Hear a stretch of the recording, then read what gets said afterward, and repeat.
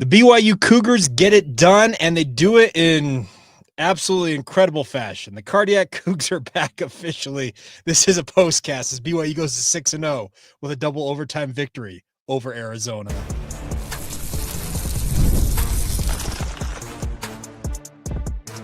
You are Locked On Cougars, your daily podcast on the BYU Cougars, part of the Locked On Podcast Network, your team every day.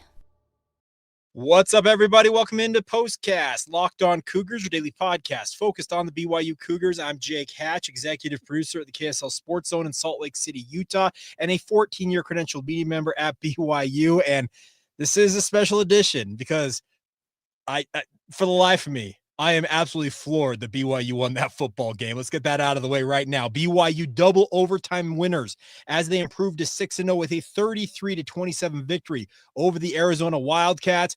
We had an hour and 15-minute weather delay. The game stretched over 5 hours in all if you include that delay. And BYU down by 10 points with about 6 minutes to go in this contest. Somehow, some way, grit, moxie, grimy, it doesn't matter what adjective you want to use, they find a way to get the job done and win the game. They're now 6-0 and set to move up in the national rankings once again. I don't know where to begin on this, honestly, because it felt like that game was slipping hard for BYU. And I also got to admit, when BYU used up nearly 7 minutes of game clock to get that field goal, to get themselves within 7 points, I'm not going to lie. I was sitting in our studios at the KSL Sports Zone in Salt Lake City because I was doing some radio duties, as I often do. And I'm sitting there thinking to myself, have they just killed themselves with their game management, the clock management of this game? And to BYU's everlasting credit, I don't know whether they game planned it or not, but holy smokes, they get the job done. I will say this, Kyle Safarchuk, he saved BYU's bacon. Bear Bachmeier fumbles that ball, and I don't know what shenanigans went down in that pile, but Kyle Safarchuk, wearing the number 64, he dove on that football and fought, scratched, and clawed to hold on to it. And if he doesn't, BYU's 5-1. That single play saved BYU's rear end. And offensive linemen don't get enough of the credit when things go right. Often they get credit when things go wrong. But for him to single-handedly, in many ways, save this game with that fumble recovery, he deserves an absolute game ball. If I'm Kalani Sitake in that locker room, I'm calling him up in front of his teammates and saying, you, sir, you helped save that game. He was absolutely critical. That single play, often we talk about how 1 or 2 or 3 plays can win or lose a football game. That play, it may not have won the football game, but it gave BYU that extra life, if you want to use that expression, to get that win. That was absolutely electric. And I cannot believe what I continue to see from Bear Bachmeier. It doesn't look easy at times. It looks unorthodox at times. But this kid, he's got moxie. He's got an unflappable nature. Doesn't let the moments really get to him. And he's got BYU 6-0. I absolutely am floored by what he threw out there, and especially his ability to find those gritty yards late, those 2 touchdown runs. Absolutely incredible. I'm going to give a shout out right now to Mala. Said this, Parker Kingston redeeming himself the last couple of games. Here's the thing, Parker Kingston, some of y'all owe him an apology, and you know who you are. Trust me, I could go back to my social media if I wanted to and put a bunch of you out there on the internet on blast, because trust me, there are a lot of people saying that he's worthless, he's trash. That punt return, BYU doesn't win this football game without that punt return. He absolutely redeemed himself and then some. He has been nails the last couple of games, and he's absolutely, as Malas points out, he's helped BYU win these games. It's absolutely critical to have a guy like that on your side, that it may not be flashy at times, and it may be some gritty stuff, but PK, as they like to call him, he absolutely saved BYU with a big punt return, because getting onto the 50s, where I think where they started that drive, that completely changed the dynamics of BYU, how much yardage they had to pick up to get that touchdown. That punt return was absolutely awesome. Other things, I love the fact that BYU weathered everything and took seemingly every punch that Noah Fafita and Arizona could throw at them defensively. And trust me, it was not that great of a defensive output. And Jay Hill will be the first to own that in many respects. But in the overtime periods, if you didn't notice, BYU made a key change, and they may have made it late in the fourth quarter, but I noticed it in overtime in particular. They told BYU's cornerbacks, we're going man coverage. Man up, get the job done. We need to have extra bodies to help contain Noah Fafita, because Noah Fafita is absolutely a great quarterback. He is tough to keep in that pocket. He slithers around, he makes plays, and BYU needed to bring extra body to spy him, to rush him, and they told their corners, we're going man free. You guys got to make the plays. And to BYU's corners' credit, they said, let's go. And that was awesome. Awesome to see that they were able to kind of get in on these guys and make sure. I'm going to zoom my camera, and I've realized I was kind of zoomed out a little bit. But the bigger point is, it was good to see that adjustment made. Could it have been made earlier? I think it could have. BYU did a lot of drop 8 in this game, and I can see kind of the thought process with it, but it was not working. It was, to invoke a name that many of you are going to cringe at, it was Elisa Tuiaki-esque in terms of some of that defensive output in this game. But when it mattered most, BYU made critical plays on defense to win that football game. That you can hang your hat on. And the overall output for Arizona, 383 total yards, 219 of them passing. Noah Fafita, 25 of 45, 56% completion. Yeah, the numbers, they don't scream great things for BYU's defense, but it usually comes down to a handful of plays. And in that overtime period, they made a way to get out and find a way. That probably the best way to say it. They just found a way. I love the fact that this was a game that easily BYU could have said, you know what, it's not our night, and could have mailed it in. And to BYU's everlasting credit, they hung with it. That is a game that easily could have been it slips away. You get that field goal. You're not sure how you're going to manage the clock here. They get a stop on defense, get the ball back, and it's awesome to see them doing their thing. Dallin, come on. We all stayed up knowing Jake was going to go live tonight. Come on. You guys know I'm not going to miss out on this. Let's be real. I have radio responsibilities, as many of you know, for the KSL Sports Zone, and I get done with those. Trust me, I raced home to get on with this. I got home about like 3 minutes before this thing went live. So, yeah, really thought this was a crazy win. And there is still, once again, a lot for BYU to clean up on. They're not going to be resting on their laurels. Now, we all know that there's a certain opponent, and speaking of the University of Utah, coming up this coming week, and we'll get some thoughts on that here in a moment. But I really do think it was a nice, gritty win for BYU. Okay, some of you asking the question about this. Caleb, thank you. Jake is the GOAT. Thank you. Appreciate that. But some of you asking, what's up with Keanu Tanavasa? Honestly, I don't know. Boneheaded mistake. And trust me, that was about as blatant a targeting call as you're going to get. You duck your head and bash him in the side of the helmet. And I guess the positive in all of it is it happened in the first half. He only had to miss the second half of this game. He will be available for the full game against Utah next week. Whatever's going on with Keanu, and I'm just going to say it right now, I don't know what, if anything, is going on. He needs to get with it. He has not been what I thought he was going to be, and we're now halfway through the season. He talked, I was at Big 12 Media Day, and he told me, this is my final season in a college uniform. I'm planning on going to the NFL. Well, the way that his season is trending right now, I'm going to say the NFL is going to say, hey, go back to school. It's a bad play. He had another one the week before this. He's got to cut it out with the cheap ticky-tack stuff. Those 15-yard penalties, Kalani won't tolerate it. Doesn't matter if you're a captain or not. It's just, it won't fly with him. So I'm sure he'll get talked to. He's got to get it under control. And the emotions of this next game against Utah, they can get absolutely out of control, both for players, fans, and everybody else. So he's got to make sure he's got to rein that in and play much more composed and much more within himself is probably the best term to use on that. Brady with a good point here before I also move on to some other stuff. The Glasgow call was BS so bad. Kelly needed to fully complement the front seven. Kelly, speaking of Jack, Kelly did warm up, but did not go. I didn't expect him to play in this game. I think the whole idea was he sacrifices an opportunity to play against Arizona with the whole hope that he plays against Utah. That's what I'm sincerely hoping. The roughing the passer on Isaiah Glasgow, on the other hand, Kalani Sitake said everything I think needed to be said. The fact he was giving that referee an earful. And I know that some people pulled some subsets of rules saying that forcible contact to the head and neck area. Okay, No offense, Isaiah Glasker's 6'5". Noah Fafita's 5'8", standing on his tippy toes, it feels like. Isaiah Glasser's almost a full foot taller than him. Yeah, guess what? There's going to be some contact to the head when you go and just absolutely blast the dude. I do not know what that can be called roughing the passer. It's not Isaiah Glasker's fault that they got a pint-sized QB and he goes in and just absolutely gets a free shot on the quarterback. I do not know how they called that. They called it targeting initially. That was absolutely bogus. But then they uphold the roughing the passer. First of all, contact to the head. No.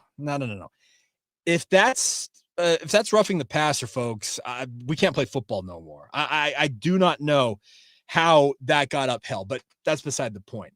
Mala, fairness is the whole reason we scored 32 straight quarters. It's a good point. BYU did have 32 straight quarters of scoring snapped in this one when they didn't score in the second and third quarters, but pretty incredible run they had there on that. The other thing is I look at this as BYU understanding where they stand right now. And a lot of it is that they know that they're not doing great, but there's a thing I like to say. There's a whole knack and a skill to winning football games, digging deep and finding a way. For example, I looked at the overtime periods and the second one in particular. BYU's offensive line, you could tell Arizona was gassed. And those are in the boxing analogy. I keep going to boxing analogies a lot lately. I apologize. But they're like the prize fighting rounds that late in the contest. Who's more fit? Who's got more mental acuity? And BYU had it in that final frame. And that's a good sign to see BYU going out there and doing their job and sticking with it. Because once again, it's a game that they easily could have rolled over and said, you know what? We don't got it tonight. Let's pack it up and let's get ready for Utah. You know what? They didn't do that. And could they have made some different plays? Absolutely. But I do think that the fact that they're 6-0, despite not playing anywhere near it feels like their capacity, I'm talking as a team, offense, defense, and special team, because trust me, they all had issues tonight. The fake punt call, I've got my druthers with it. I get the thought process being aggressive, but on 4th and 9, I got questions on that in terms of why you would do that in that circumstance. I thought the BYU defense, like I said, some of them looked at Elisa Tuiaki-esque with a lot of drop 8 and still getting torched for some first downs. The offense, too stagnant for too long. The clock management late in this game had me wanting to tear my hair out. And I think anybody who's played NCAA football, I don't know what it is about college coaches, and I'm talking not just BYU, across the board, they seem to lose their ever-loving minds in terms of clock management. I would give my left big toe to have a clock management coach for some of these college coaches, and including Kalani Sitake. I do not know. Okay, good point here. For 3 passes in a row to start the third period, run the ball with LJ. That's a good point. LJ was super effective in this game, and there were times that Aaron Roderick seemed to go away from him, inserting Preston Rex as the backup at times, and I don't know. I really was interested in that. Okay, this is also one I've meant to mention as well. Wasabi, I think is that how you say that? Bodie Schooner with a game-saving tackle. Remember, we had seen Noah Fafita scramble out, and he was kind of scrambling and trying to find a way to make a play. And Bodie, that's late in the game. He's hoofing. They played, I think, 79 total plays for Arizona in this game. Bodie's got to be huffing and puffing, and he makes a tackle that saved what could have been a first down and potentially more than that on Arizona. That was a game-saving tackle. Really, really like to see him making that play late in this game. And I don't know what it takes to dig that deep, because I've never played at this level, but I love the fact that guys like Bodie are putting it all on the line. We had Justin Kirkland, who, by the way, filled in, I thought, quite admirably in the aftermath of Keanu Tanavasa being tossed from this game. He said it earlier in this week, this team, they sell out and they go after it, speaking of the defense. And that play by Bodie Schoonover, I really, really like how he sold out to make that tackle. Because if he doesn't make that tackle, as I mentioned, maybe a first down, maybe more than that for Arizona, and could have ended the game there. So I do think that it's an interesting circumstance that BYU finds themselves in, but they will be better for all of this. I firmly believe that. Are they going to be perfect? By no means. And I don't expect them to be perfect, but they are 6-0. in some ways in spite of themselves. But once again, finding a way to win a game when seemingly a lot, maybe all of it's going against you, that screams at this team. They know how to win football games. To going back to last season, remember, they're 17-2 in their last 19 games, going back to the start of 2024. We're watching a really, really good football team play ball out here. And yes, it may not look pretty at times. In fact, I think tonight was downright ugly in many respects. I use the term grimy on social media. It was a grimy win, but you take them no matter how they come and you celebrate them all the same. And it's very likely BYU wakes up and gets back to wakes up tomorrow, and they may find themselves ranked maybe as high as 15 in the country, maybe higher than that. That's the thing about it. And yeah, some really okay, that's an interesting question. We're going to get to some of your comments here momentarily. Some good ones rolling in here.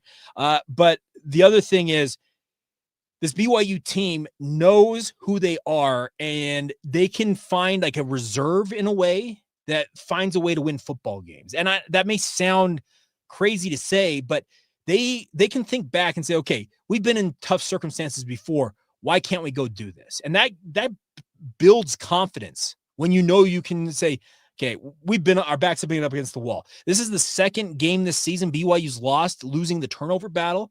That doesn't happen very often. And a good point from my big floppa here. Bowl eligibility, baby. Gotta love it. There are 10 teams, count them, 10 teams, BYU's among them, who are 6-0 and bowl eligible already this season. It's pretty impressive stuff for the Cougars. So I do think that it's an interesting dynamic that we're seeing at play here, is that BYU, they ain't winning pretty. It ain't sexy. It ain't high flying. It ain't anything that to write home about, but all the same, they're winning football games. So we'll get to more of that. A lot of good questions here coming in. I got a lot of good thoughts I want to get to as well. I also get to some of our insider group comments. We'll get to those. Rolling on. We're going to keep rolling. We're going to keep this thing going. And a good point here by my good friend Guy Gussman. Guy, please give Jake a like. I do appreciate that. There's a little like button right down here if you're watching this on YouTube. Thumbs up. It's all you got to do. Don't just thumbs it up. And I appreciate that. It helps, the algorithm and the like. It really does. All right. So more in a moment. A lot of your comments, they're rolling in, flying in. We're at 415 viewers concurrently right now. So, hey, y'all stayed up till late tonight. Let's do this thing. More in a moment right here on the Locked On Podcast Network. Where do we go? Oh, maybe not. There we go. Today's show is brought to you by our friends over at FanDuel. The NFL season is here. And by the way, this London game may be kicking off by the time we wrap up this live stream. But the bigger point is they have a great offer for you guys with our friends over at FanDuel. If you want to get up to $300 in bonus bets, go to FanDuel.com right now. Place your first $5 bet. And if it hits, unlock that $300 use across their website. The best part about FanDuel is they got many different ways to play. Parlays, player props. You can follow live lines during the game, over-unders, futures odds. No matter what you're interested in, they got the option for you guys. It makes watching football even more exciting. You got a little extra something riding on that action. So what are you waiting for? Visit FanDuel.com today to download the FanDuel app and get started. Once again, that's FanDuel.com. First $5 bet if it hits, $300 in bonus bets just like that. It's all courtesy, once again, of your friends over at FanDuel. Thank you once again for making Locked On Cougars your first listen of the day. Staying up late with me. We are now currently at 1:33 a.m. Mountain Daylight Time. Hope you all are doing fantastic. I probably should say this right now. Officially, as of right now, 1:33, October 12th. It's my oldest daughter's birthday. Happy birthday, Danny Claire. Appreciate you being a part of our family. I'll just say that publicly about my daughter. She is absolutely incredible. And it's cool to celebrate her birthday, even though she's very much fast asleep at this moment, but we'll give that extra pub right there. All right. Some good questions rolling in here. A big flop. Jake, will you be at the Texas Tech game? No idea. I'd like to go to Lubbock. I think it'd be a fun game. We'll see what happens. It should be a fun one. Stucer, 2:30 p.m. here. Okay, yeah, you're overseas. I forgot about that. So appreciate you tuning in on your afternoon. Okay, I'm going to scroll back up here. I got to find some of these comments that came in while we were finishing up that first little bit. All right, so I want to pull this up. This is a good one right here by Kent. I was really pissed when the referee behind Chase Roberts, who couldn't see a thing, runs in and calls it incomplete. I swear these officials are wearing Arizona uniforms. Now, that touchdown, non-touchdown for Chase Roberts, you can't convince me it wasn't a touchdown. And you're right. The referee, the back judge who has Chase's back facing him, says it's incomplete. I don't know how certain officials who have no view of a play can call a play that has as many consequences on it as that individual play could have had on it. The fact that it was called incomplete it was going to be really, really tough to overcome it just looking at the angles and how things looked on that replay. I thought it was a touchdown. Rewatching, I still think it was a touchdown. But the nice part is BYU found a way to overcome that. They very easily could have found themselves in trouble. Also, a good point here by Main Man Slim says, first time we've lost the toss this year, speaking of BYU. It's true. They didn't win the coin toss for the first time, the sixth game. They did not do that. I do think it's going to be interesting to see how many of these coin tosses they win, because there was a run, I think, going back last year, the BYU was not winning many tosses in general. Let's see. Good point here. Caden, as a Michigan fan and a BYU fan, I'm shocked to say that Bear seems to be a better true freshman than number one recruit Bryce Underwood, though both have much to learn. Now, Bryce Underwood is very, very good for Michigan, as Caden points out. The thing about Bear is he showed some freshman mistakes. Remember so the snap goes over his head, and he, in that moment, for maybe the first time ever, I saw him lose his mind, because he picks the ball up and the clock in his head, as most people tell you, quarterbacks, they have a timer in their head. It's going off. It's just screaming, find a play, red alert, red alert, red alert. And he throws a pass. It looked like for a moment, if you watch that reverse angle, he may have seen an opening there, but I think it was Traden Stukes read it incredibly well and picks him off. That is a freshman mistake that he can never make again. That's the type of play that you pick that ball up, and he had more time in reality than he actually thought. But I understand that, like I said, in his head, the clock's going off, and he's trying just to make a play in that circumstance. The thing that he needed to do in that play is either get down and try and pick up as much yardage as he can and get down, or understand that, hey, I don't have anybody around me, and recompose himself in the moment. That is something with time he'll get better at, because those are the freshman mistakes I think all of us were anticipating when he started this season. But to his credit, once again, he overcomes what could have been a devastating play, could have absolutely collapsed him in terms of his mental capacity. And he goes out there and makes some game-winning plays. The touchdown that tied it up, a lot of you don't want to give Aaron Roderick credit, but that play call, just in that microcosm in one play, what a genius call it was. Fake the pass, and you have Carson Ryan said, essentially, 20, get in front of this dude and carve a path. And to our Carson Ryan's credit, he is just an absolutely devastating blocker as a tight end. That play call, absolutely incredible. Obviously, that final sequence aided by two very valid pass interference calls. Arizona fans can yuck it up all they want about calls going against them. Trust me, BYU's got plenty of complaints on their own end. I saw, not to bring Utah into this, I saw Smith Snowden get called for a pass interference call that I, for the life of me, don't understand tonight for Utah. I was watching both games simultaneously up there in Salt Lake City, and I absolutely was floored at some of the calls for all these teams. Big 12 officiating did not cover itself in glory in this game. I'll just be very, very clear. Stop giving A-Rod any credit. I will keep giving him credit, because I thought that play call was absolutely genius in that moment. I don't know what to tell you, Main Man Slim. If you've been watching this podcast, you know that I will give credit where it's due, in my opinion. I thought it was due on that play individually, because, yeah, some other play calls that may have you questioning what A-Rod's doing, but I thought that individual play call, absolutely brilliant in that moment. Good point from Pressed Easy here. Jake, I need your thoughts on Dunlap giving up the touchdown throw he gave up. What in the heck is going through his head, and why is he on the field in the first place? Now, Marcus McKenzie is out. He popped up on the injury report, and that was unfortunate, because Marcus, I think, was trending very much in a positive direction. But when he goes down, it moves Jaden Dunlap up the depth chart. He's the second string unit, and Gennaro Guilford rotates guys. In that circumstance, maybe you rotate him, TBD. But the reason I thought that Jaden gave up on the play is he lost the ball in the light. And you may scream, well, he should have kept running. Yes, he should have kept running, but I think he may have just, it happens. He may have just lost his head in that moment and wasn't sure necessarily what was going on. And to Noah Fafita's credit, he put a ball in a bucket. That was an incredible throw for that touchdown. Jaden should have kept running regardless. I understand that, but I think he lost the ball in the lights and just lost his head just for an ever slight second. And that it cost BYU. Absolutely. He needs to stay playing in that, play that ball better in that circumstance. I can't answer as to why he was in the game in that circumstance. It may have just been that there's a rotation. Maybe Trey Alexander or Maury Bamba, whoever he was stepping in for, needed a blow on that individual play. And Arizona's credit, maybe they recognized it was Jaden Dunlap as the backup and then went right to that play. So great individual play. I really do think that it was a good play there. A good question here from Cholito. Have we heard anything about Vanderhaar's baby?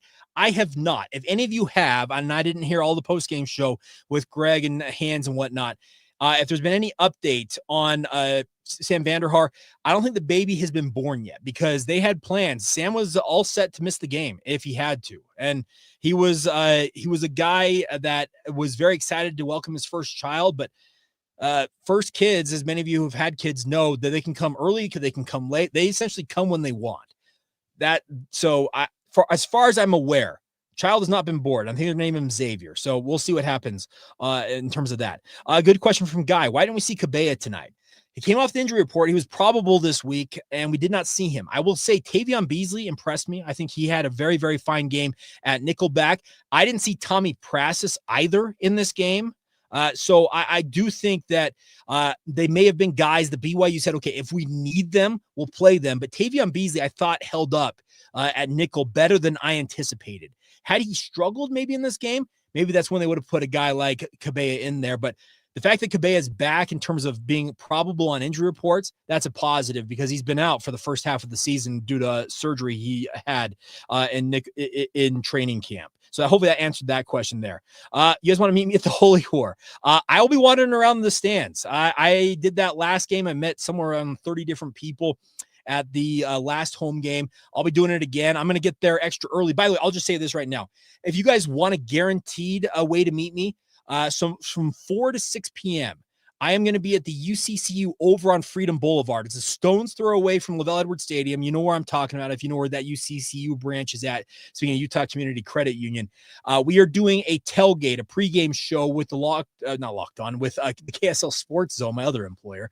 And we'll be there from 4 to 6 p.m. handing out donuts. We're going to have like a football toss, giving out miniature footballs. So if you want a place to meet me, I can guarantee you'll see me there, but I will also wander around the concourse as well. And be sure to say hi to y'all. Love seeing that. Press easy. Okay. Thank you for the answer. It makes sense, but it's still unacceptable. Yeah. Here's the thing. I'm sure that Gennaro Guilford's going to give a guy like, speaking of Dunlap, crap for it because you can't give up on the play. You're right. You cannot give up on that individual play, but I do think he lost the ball in the lights. And like I said, lost his head just for a little bit. Let's see.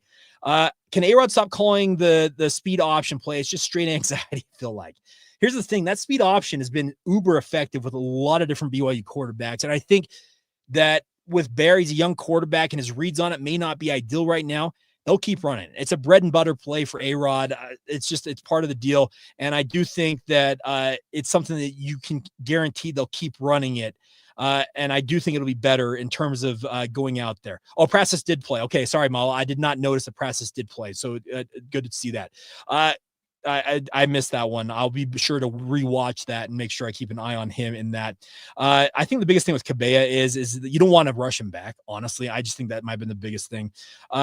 Okay, other things. Do you ever swing by the student section at LES? I actually got stopped in the student section like 3 or 4 times last home game. So answer that question there. Okay, good point early on in this game. What happened to Ryan? Both passes early in this game hit off his hands. He did. He had 2 balls that right there, and one was a little bit behind him.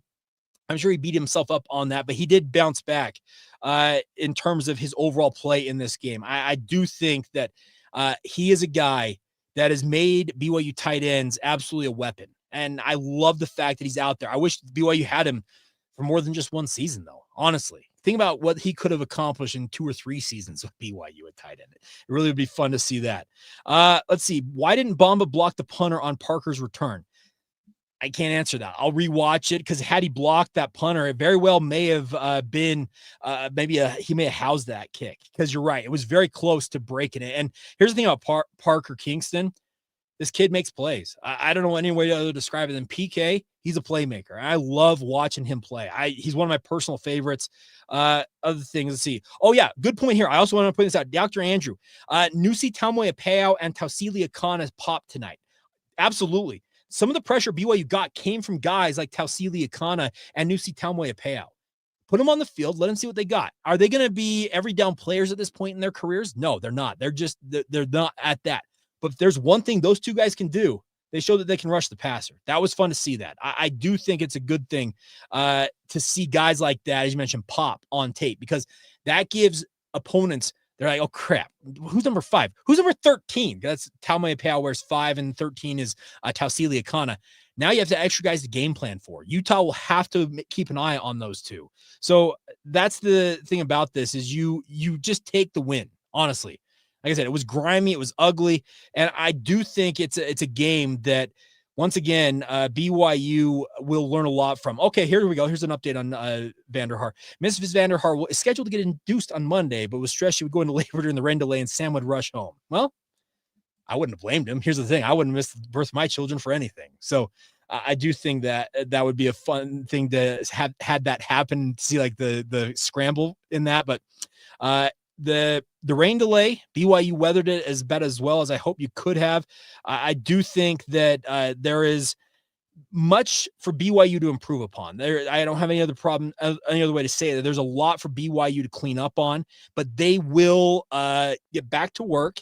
And I do think that it's an interesting dynamic here at play, because now it gets turned up. University of Utah is on deck, everybody. It's the Holy War. Playing this game in October, I've got my druthers with that, but it's here. And BYU 6-0, Utah's 5-1.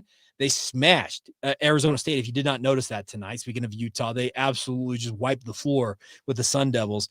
And I will just say this: the state of Utah owns the state of Arizona, 2-0 versus the Arizona school, speaking of BYU and Utah. So we won the battle.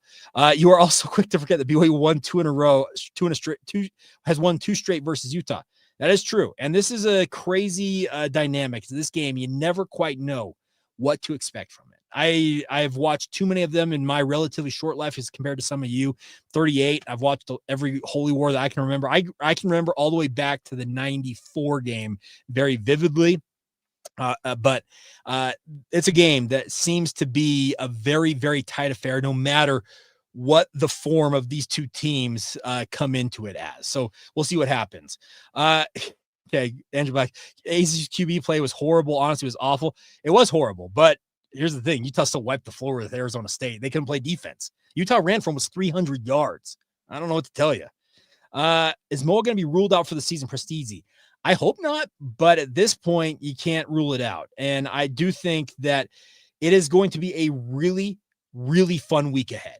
It's a crazy week. There's a lot of trash talk flying back and forth between the two fan bases, but it will be interesting to see what happens here. All right, so a lot of fun games. Looking forward to this. I'll get some thoughts on Arizona momentarily. I do also want to get to some of our Locked On Cougars Insider Group members. They had a lot to say as well in the post game of that. And I do have a special shout out I do need to get to as well. It was sent to me via DM on social media. I should pull that up, but we'll get to that momentarily as we roll on right here. Postcast edition as BYU beats Arizona. Once again, Cardiac Cougs 6-0. More in a moment right here on Locked On Cougars. Today's show is brought to you by our friends over at Game Time. Now, college football is back, and of course, we couldn't be more excited. Tailgates, rivalries, energy in the stands, and if you want tickets to the game, it can be really tough at times to do that. That might be the one downside to all of this, but I want you guys to check out our friends over at Game Time. It's the app that gives the advantage back to the fans. It's the easiest way to score last-minute tickets at the best prices with no surprise fees. What you see is what you pay. That's my favorite part about Game Time. Get on the app. There's no surprise fees or other convenience-type stuff being tacked on at the very end when you're trying to check out. You can pull up the Game Time app, and the best part is prices go down as the closer it gets to kickoff in these games. You also have zone deals where you pick the section, Game Time picks the seats, you save big on it as well. And it's the fastest, cheapest, and easiest way to find tickets that I have experienced in my life. So take a guesswork out of buying your tickets and do it with our friends at Game Time. Download the Game Time app today, create an account, and use the promo code LOCKEDONCollege for $20 off your first purchase. Terms apply against the promo code LOCKEDONCollege for $20 off. Swipe, tap, ticket, go, download Game Time today. Thank you once again for making Locked On Cougars your first listen of the day. Another plug for you guys to join the Locked On Cougars Insider Group if you have not done so already. Sends updates to you guys in the form of a text message coming directly to your phone. Insider tidbits, injury updates, all the like. That's my favorite part about it. And the best part is you can respond, have individual conversations. A number of you on the stream tonight are members of that Insider Group. And I love the fact that you guys are part of it and appreciate all of you who have joined and hope that more of you will be joining. There'll be a link in the show notes or reach out to me via social media. and we'll get those up for you. All right. So I need to give a shout out to Braden Adams here. So he sent me some DMs late in this game and said that, hey, Jake, I don't know how to say it, but I've called 2 games in a row. So he sends me some screenshots, both from the Colorado game and this game tonight. He says, also, we win this game, so no need to stress for real. And he said he called it. He said, can I get a shout out, please? All my friends were doubting, and I called it 1.5 hours before the game ended. And he's got the timestamp and everything. He says, crazy how bad it looks, and I'm still not worried. And he says, if on the next podcast, Jake could give me a shout out and call the rest of the Bros of Brigham out, I'd very much appreciate it. So, Braden, there you go. That's your shout out, and shout out to the Bros of Brigham, who apparently were the doubting Thomases of your group. All right. So we are looking at BYU and Utah upcoming, but I want to get some of these thoughts real quick. Dennis on our Locked On Cougars Insider Group says, what a wave of emotion. Unbelievable comeback. Better step it up next week, but I will take the W. That's a good point. You do take the W and you move along. I do love the fact that you just move along, even as ugly as it may have looked at times. Robert Pfeffer, this gave me a heart attack. It was a good game. I think in the middle we got away from what worked. I felt like we should have stuck with what was working. I agree. And that a lot of it was the north-south. I know that at times going east-west can sound fun and all, but I'll tell you, Arizona, for whatever reason, they cannot defend the middle in terms of going up the middle with the run game. I would have liked to see BYU stick with that, I should say, in terms of going forward here. Jim, encouraged by how well the backups held it together on D without our big guns in there. You're right. It was nice to see Ace Kafusi step up. Cialia Serra, I think, got dinged up in this game, but did return. By the way, Isaiah Glasser, he held down the fort. Without his running mate, speaking of Jack Kelly, he was absolutely awesome. I really do. I think that was an impressive performance for Isaiah, because when you don't have one of your guys, speaking of Jack, opposite you, it can be tough, but he really showed, I thought, in that. That was insane from Chad. How on earth do BYU mount that comeback? This team's got some serious grit. They do have grit. There's just zero doubt. They got major grit, and they showed propensity to find ways to win. Not sure where even to start. A win is a win, period. It's how it gets done sometimes is the problem. They have some things to work on this week. And I think the charting call on Keanu was somewhat bogus. I don't think it was bogus at all. This comes from Travis. It was absolutely the right call. I do think that, as also Travis explains here, of the 2 interceptions by Bear, had me wondering why we would throw the ball at a receiver when there was a defender right in front of him. From the camera angle, looked like we were too covered to make that pass. Both of the interceptions were undercut routes, and that is a credit to Arizona. That's film study. They understood and saw it in terms of developing on the field, and they found a way to make a play. So I will give that in terms of the explanation. I would say I'll have to rewatch it. Like I said in my film review, I'll pass that along. Let's see. We've got some Utah fans in here chopping it up with BYU fans. That's interesting. Now, just being real with y'all, your stretch in the next 4 is terrible. It is a very tough stretch upcoming. Utah at Iowa State, bye week at Texas Tech, home to TCU, and then, oh, by the way, another road game. It's actually 5 at Cincinnati. BYU, we talked about this toughest 6-game stretch in BYU football history, and we'll see what happens. A-Train, Texas Tech might put 65 on y'all. Here's the thing, A-Train. If there's one thing I will say is BYU's defense is pretty darn good. I do think that it's a team, speaking of BYU, they got grit, they got moxie, and they know how to fight their you-know-what's off in this game. Let's see, other things. Biggest takeaway from tonight, Arizona is good from Mark. Mark has a good point, Mark Parrish. Arizona is a good team. That's the thing about this, is they fought, and BYU found a way to win that game. From Jeff Stevens, great game. I was never worried, LOL. The second OT was right in front of me. The Arizona fans are purely demoralized. I will say, watching this game, once again, Cougar fans made it sound like a home game late in that game. It was absolutely incredible to watch what unfolded. BYU fans, y'all represent. There's absolutely an awesome thing to see that BYU fans, when you go on the road, that they can take over and force fans, opposing fan bases, to essentially sound quiet even though they're the home team. Let's see. Special win from Allen. Fake punt killed our momentum. Shouldn't have been close. That's an interesting thought. Maybe the fake punt took some of the momentum out of this game. Let's see. Spencer, cannot stress how incredibly cool and calm Bear plays. Throws 2 picks, has a fumble that almost cost us the game. And then he finds a way to score 2 rushing TDs. So lots of strange play calls on both sides of the ball, specifically not using LJ in the first overtime on the 2-yard line when he had 6.5 yards per carry. Just unbelievable. I do think LJ should have seen the ball more. I'm still worried about how many hits, by the way, Bear took in this game. A-Train, I'm sorry. I'm just trying to prep you. A-Train, don't worry about Texas Tech. Worry about your team. Speaking of Utah. That's BYU and Utah. Texas Tech is 3-4 weeks from now. I'm not worried about Tech right now. Let's see here. Arizona coach. Okay. Arizona coach said BYU is the best team in the Big 12. I missed that, Kurt. It says, I'm going to throw this up, Kurt, right here. That's some high praise coming from Brent Brennan to call BYU the best team, because I still think it's Texas Tech who's absolutely the best in my mind right now. But I do think that BYU at times in this game, they have gotten away from what has worked for them. But at the same time, they have found ways to win in spite of that getting away from it. So I do think that it's a team win. It always is. It's always team has to come through and win this. But I do think that it's a game tonight that BYU once again can add it to the reserve of being able to know, hey, we can find ways to win this football game. So quick thoughts on Utah before we wrap up here, because we're now 40 minutes deep in this. We're supposed to keep them around 30 minutes. But a couple thoughts on Utah. Utah looks really good. I got zero doubt saying that. They ran for almost 300 yards on an Arizona State team that's been fairly good this season. They learned a lesson from the Texas Tech game, because Texas Tech absolutely boat raced them, especially in the trenches in that game. It was a masterclass in terms of controlling the line when they played Texas Tech. What BYU has to do is do what they did in, I think it was 2016, when Kyle Whittingham got up in the post game and said, I never thought we would lose the trenches in this game. And that's when BYU snapped the streak. They need to do that very same thing to Utah coming up this coming week. Can they do it? That remains to be answered, because we'll see that play out on Saturday night, 6:00 on Fox. But I do think that it is a game that BYU is going to have to bring everything they've got. Everything's got to go up.